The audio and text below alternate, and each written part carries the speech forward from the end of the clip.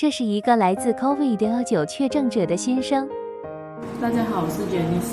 在4月26号当天，我是有不舒服，当天的病情是有发烧跟咳嗽，咳嗽是让我难以入眠的。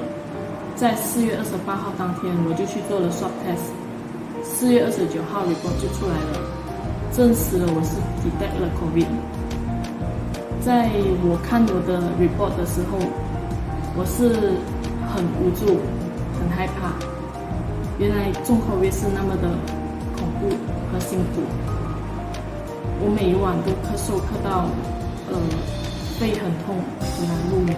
隔天朋友就介绍了我这个 D region， 我是每一天早晚一条的。在当天晚上，我喝了当天晚上，我的咳嗽就有比较好了，发烧也没有了，也比较容易入眠。之后直到第5天，我的咳嗽就痊愈了一大半。在第6天，我的咳嗽就完全康复了。可是我还是一样要在居家隔离到第10天。在第10天的时候，我去 CSC， 医生确定了我可以出去正常做工了，已经是没有传染力了。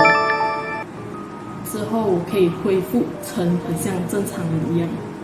也感谢我的朋友介绍了我这个 D region， 希望我这个影片跟这个产品可以分享给更多需要的人。